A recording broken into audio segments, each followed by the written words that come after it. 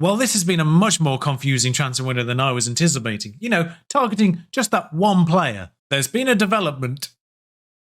But before we deal with the inbounds, we'll deal with the outbounds. And one that was pre-arranged, he was loaned out last year with a permanent to buy. Dahoud, the confusingly attributed midfielder, who never really performed for me. He went, £8 million we got for him. Up front, there is bonuses if he plays more, I think. But for a player that cost me £8 million in the first place, combined with the loan fee, which actually was technically more than that because that included wages, I'm happy with it. I'm also happy with £9 million for Matthew Zinho, the player who mugged me off with the scouting. This was the player that made me realise my scouts that were already here were terrible. That has been remedied in this transfer window as well. Basically, all the terrible scouts that are out of contract have been replaced. So we won't have a Matthew Zinho situation ever again. That said, £9 million. It's more than we sold the Hood for, and it's double our money. And then the saddest one, particularly for Inter Milan fans, but the saddest one for me is Gagliardini. He had 1 year left on his contract, and when I offered him a new contract, he would not budge from regular starter. I was looking for a new regular starter for midfield. However, Gagliardini wasn't it. He's decent. Those mentals and the stamina in particular. I'm particularly sad to lose those. The technicals, yeah, that's all what let him down a little bit. He's also preferring to be a ball-winning midfielder rather than centre midfielder from Mazzala, or halfback even. Doesn't really match any of the three roles that we actually play as such. Obviously, centre midfielder, he's fine as. But 1 year left on his contract, 30 years old, £23 million we got. A decent old profit of 18 million, really, and for the 3 years that he's been here, weirdly played more last year than he did in his first season here, when we were worse. Don't know how that happened. A good servant for 3 years. Now for a few inbounds. I'm starting with Tim Krul. He doesn't have a work permit. He's here for moral support. But you may recall I actually attempted to get Tim Krul in about a year and a half ago in game, which then eventually led me to bring Fraser Forster back in last summer. He went to PAOK in Greece, which is important, because that's where I found this guy, who I've loaned back to them. So I don't really know why I'm showing you to him, because I may not do another season after this, so you may actually never see him play for us. £11 million up front, more if he plays games for us, but I've loaned him directly back. They asked me to, I said yes, it's fine. But he's effectively the best of the wonder kids that I brought in or have arrived this summer, because there's more that have arrived this summer. One from Sundowns, they're still a thing. But yeah, over the past few years, obviously I've been working on deals in the background of young players who eventually turn 18 and join us. A couple of them are joined this summer. A couple of them I've just acquired this summer straight up, like this guy. One from Zenit as well, who you may see later on in the season, depending if he develops or not. But I'm not going to show you all of them now and waste your time with them in case they never become important. I still like to do these deals just in case I continue this on stream or personally just for fun. After the YouTube portion is done, like I said, this might be the last season. Last year's Premier League has put this in an odd spot again. Much like last year's Sheffield United save, at the end of the season, if I'm still looking for a Champions League, I'm in exactly the same situation of whether to continue or not, effectively. Depends how it's received as well by the community. If it's doing well comment-wise, views-wise, I'll do more seasons. But if I do, you'll see this guy probably, because he's quite good already. Gotta love a Greek wonder kid. Always on the lookout for Greek and Cypriot wonder kids, me.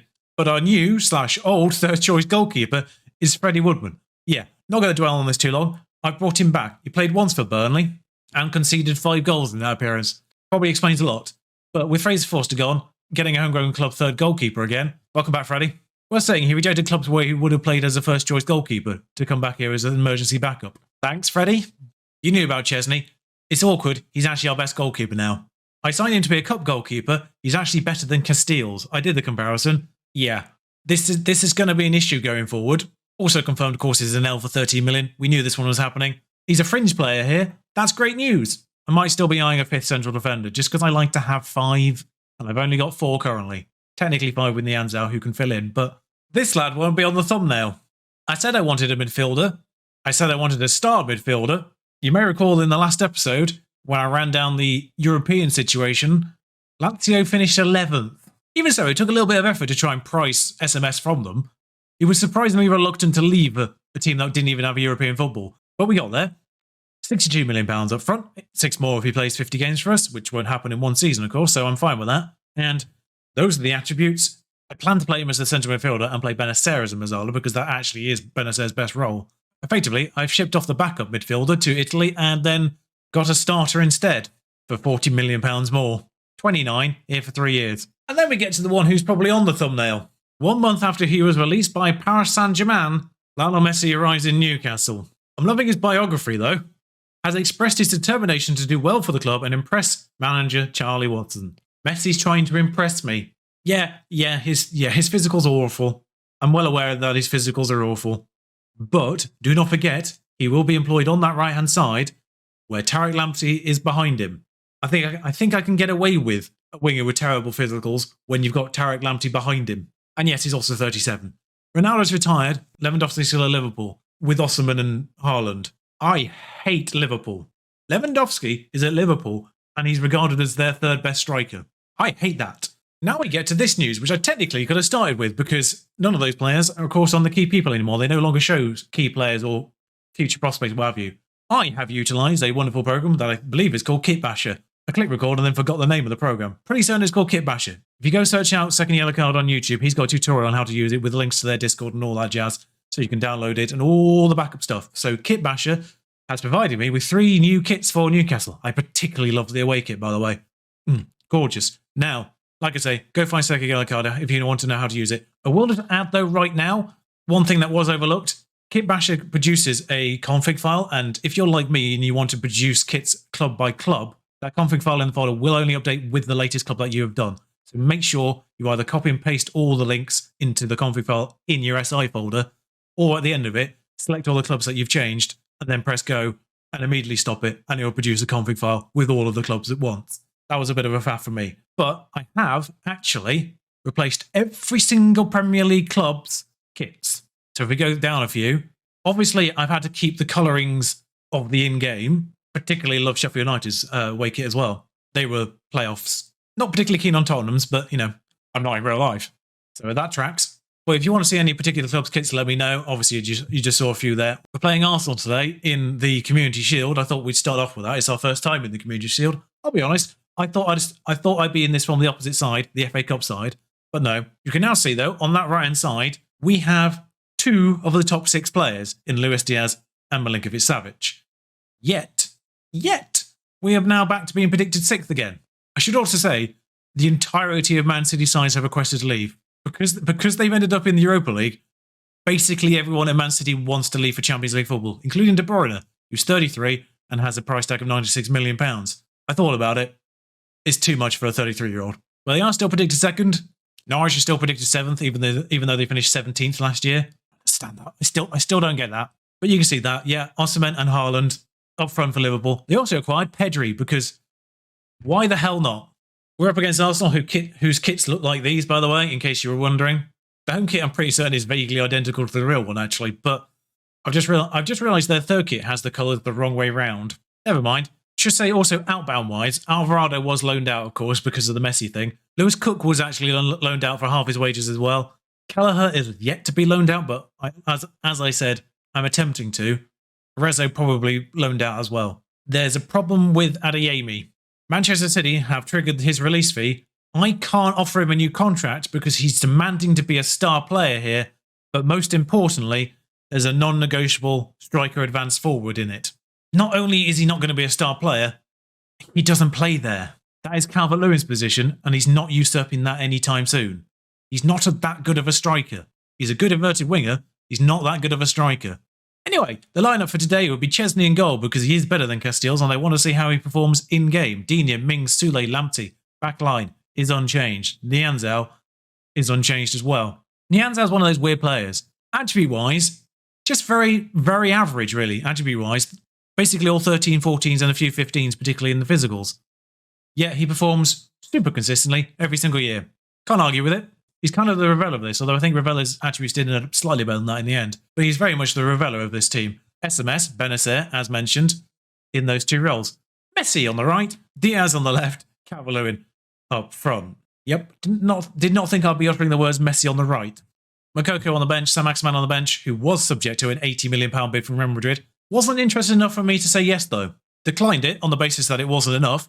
His price tag, 135 million. That's what he said he was worth. Thanks, Alan. That deterred Real Madrid of its own accord. He's effectively just played himself there. But you can see our kit, of course, also in the background there. Our new one. I thought I'd go with an alcohol. Newcastle and alcohol sponsors. It's just a thing. Funny enough, this is a program that does kits for FIFA rather than FM. And Magnus was the one I put on the new Newcastle kit I gave them on last year's FIFA. Bit weird that it randomized that on to ours. So yes, I did kind of destroy the wage structure, which is kind of reminded me by the line saying that the fans pay your wages there. Both Messi and SMS are on 200 grand. I initially offered SMS 180, but there was issues there because he wouldn't join on a 4-year contract. And I failed the first time. Got him the second time after I acquired Messi for 200 grand a week. And then it kind of became problematic to offer him less than 200 as well. So yeah, they're on 200 grand a week. NSA got a new contract for I think 130 a week. And then everyone else is still the same. Dominic's starting to get a little bit concerned as well. Would not be surprised if Dominic gets a new contract before the end of the year as well, even though his runs till the end of 2027. I mean, this is thrilling. There we are. They've got a corner off the bat here. Gone to the back post, and they've scored at the back post. That's not fun. But, and this isn't really the best two teams for this isn't actually the best two teams for this. If you look carefully, the kits in-game should also be the kits that have been generated outside. Considering Newcastle and Arsenal probably have the two kits most resembling their originals, hard to tell. But Arsenal with another corner, Odegaard. Are we sure we fixed corners here? SI? Pretty certain we scored 4 corners in pre-season as well. Although weirdly, it was 2 games where 2 corners went in a piece, rather than across 4 games. Anyway, Messi's on the ball. Lamptey, Soulé, Nianzao, back to Soulé, Chesney in goal. I'll be honest, not a great advert from the beginning from you, mate. Also just realised the irony of playing Chesney against Arsenal, as that's been won forward to someone.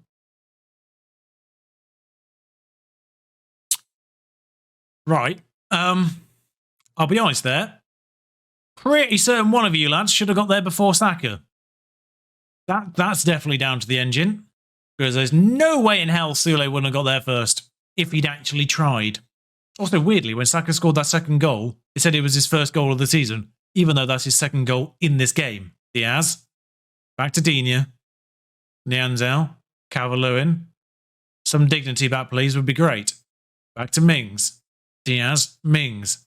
Nianzao, Mings, again. Can we please move this ball forward? Nianzao, Diaz, finally, we're moving forward. Diaz has just run through the defence, he's just doing it himself. Leno is still in goal for Arsenal. Ramsdale is England's number 1, though, and England were knocked out in the quarterfinals of the Euros by Spain again. And now Ernesto Valverde is England manager. Not Sean Dyche, which was what I was expecting. Then again, Gareth Southgate did make a rod for his own back by not playing Dominic Calvert-Lewin as the starting striker. You know, Dominic Calvert-Lewin, top Premier League goal scorer last year. Just the 29 goals in the league for Dominic, and yet did not start for England. Messi has actually been terrible. 6.2 from him. So Maximan's coming on. Lamptey at some point has done something that's dragged himself from a 6.3 to a 6.7. And I don't know I don't know what that is because I haven't seen it. Well, Benacer's tired, so Willock will come on. Luis Diaz is tired. He's not played badly, but Luis Diaz is tired, so Mokoko's going to come on. Sam Maximan's going to move over. I could easily... Oh, for Christ's sake.